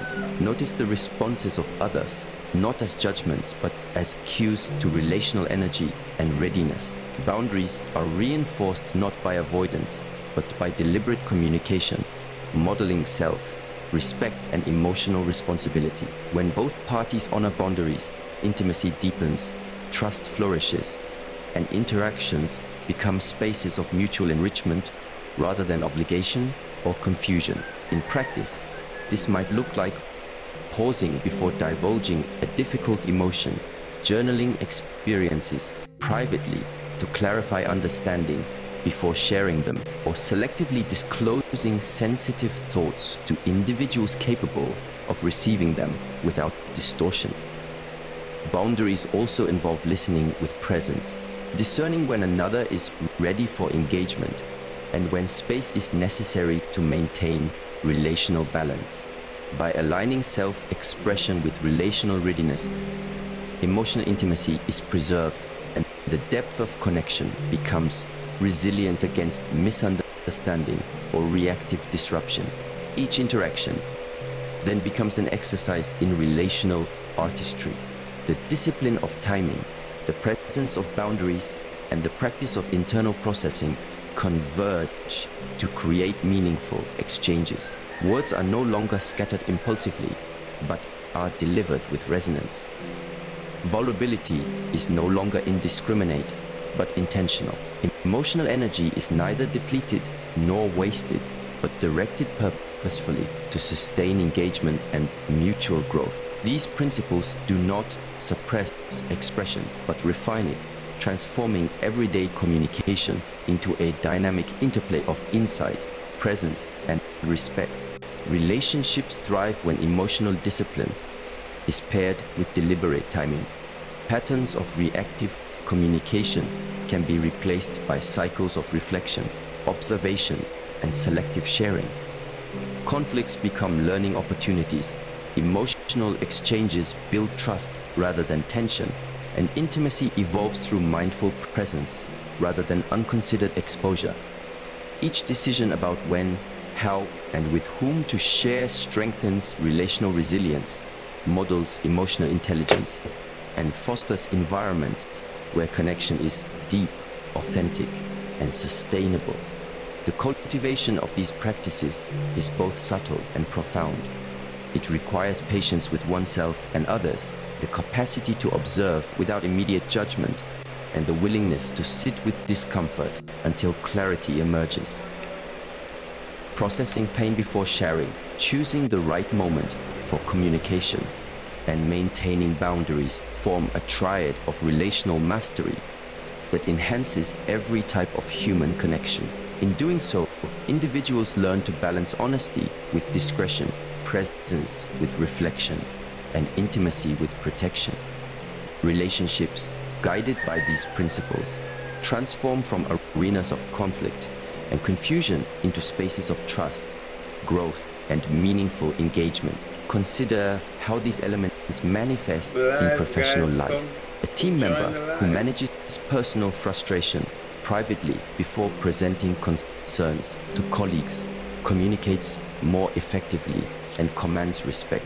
Leaders who wait for the optimal moment to provide feedback, taking into account timing, emotional readiness, and relational energy, foster environments of collaboration and trust rather than fear or resentment.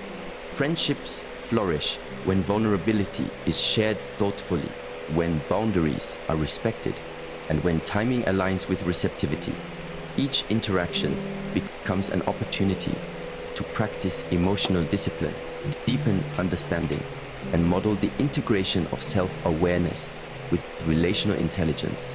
In intimate relationships, the convergence of processing, timing, and boundaries creates an ecosystem where trust is earned, vulnerability is respected, and emotional intimacy is resilient. A partner who shares reflections after internal processing communicates with clarity and depth, minimizing misinterpretation and enhancing connection. Boundaries signal respect for both self and other, preventing overexposure and fostering safety. Awareness of timing ensures that conversations occur when both participants are most receptive, amplifying understanding and mutual empathy. These practices transform ordinary communication into relational art, where each word, pause, and gesture contributes to the deepening of connection rather than the erosion of trust. The alignment of internal reflection, external communication, and relational awareness illustrates a broader truth. Human connections are most meaningful when shaped by conscious presence rather than reactive impulse. Pain becomes a teacher rather than a disruptor when processed thoughtfully. Speech becomes an instrument of clarity rather than noise when timed deliberately. Boundaries become bridges rather than barriers when established with respect and care. Each of these principles is interdependent, reinforcing the others to cultivate relationships that are not merely functional, but deeply enriching, resilient, and transformative. Inner awareness shapes outer connections in ways that often go unnoticed, yet the quality of your relationships is a mirror reflecting the depth of your self-understanding.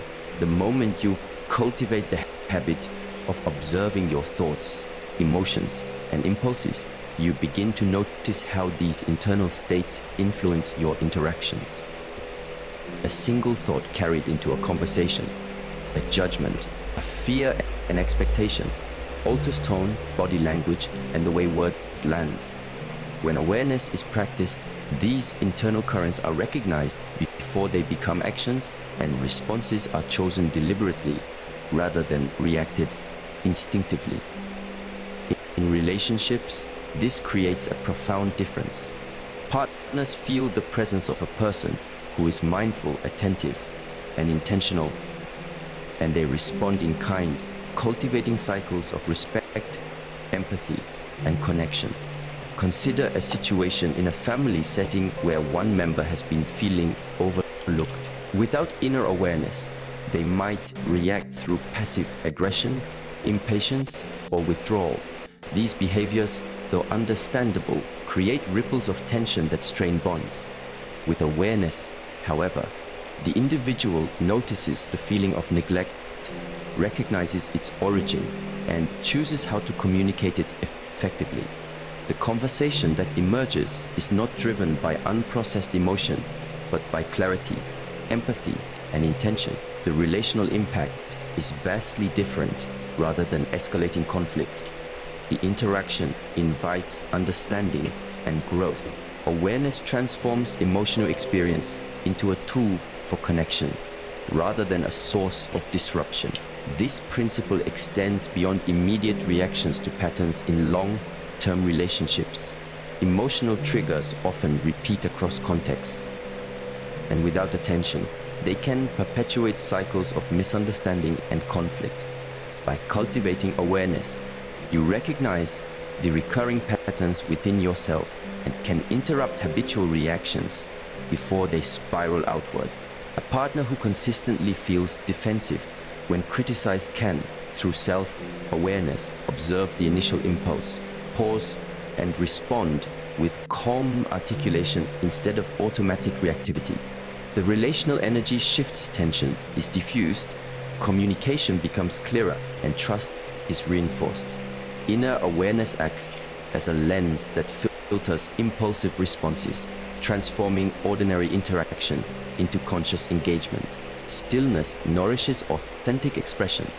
Silence is not emptiness, but the fertile ground from which depth and clarity emerge.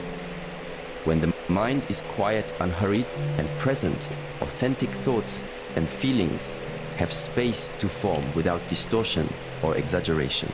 Consider the way a musician might practice alone, allowing each note to resonate fully before performing for an audience. Emotional and relational authenticity operates in a similar way. When you cultivate stillness within, your words, gestures, and presence in relationships are no longer reactive or performative. They become reflective of genuine insight and understanding. Partners, friends, and colleagues respond differently to authenticity. They sense it immediately, and it fosters trust, respect, and intimacy. Stillness also allows observation of the relational environment. In conflict, for instance, a pause can reveal subtle cues in body language, tone, and pacing that guide more effective responses. Observing these cues without immediate verbal reaction requires patience and practice, but it yields tremendous relational dividends. A leader who notices the unspoken hesitation in a team member's expression can address concerns before they become issues. A friend who listens without immediately interjecting can validate feelings and create emotional safety. In intimate relationships, stillness cultivates presence. Your partner feels seen, not just for what is said, but for the attention and care embedded in your quiet engagement. Mastery is measured by restraint. Strength is often mistaken for dominance, volume, or outward assertiveness, yet true power is revealed in the capacity to choose when and how to act, speak, or reveal yourself. In relationships, this restraint is transformative. Impulsive reactions, oversharing, and unchecked emotions often undermine bonds, while deliberate action, selective disclosure, and disciplined communication build trust and respect. Consider someone navigating a heated discussion with a loved one.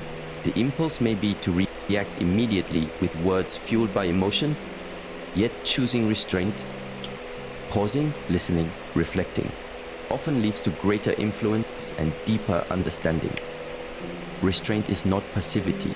It is the conscious deployment of energy in service of harmony, clarity, and relational integrity. Real-life experiences illustrate the power of restraint in intimacy.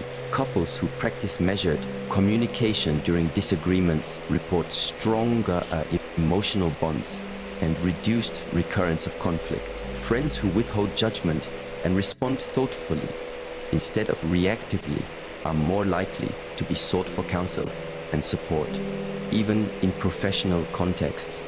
Leaders who exercise self-restraint in speech and action cultivate authority not through coercion, but through presence, consistency, and respect.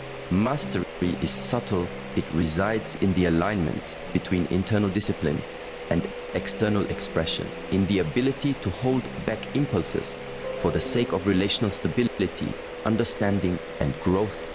Inner awareness, stillness, and restraint converge to form a comprehensive framework for relational wisdom. Awareness enables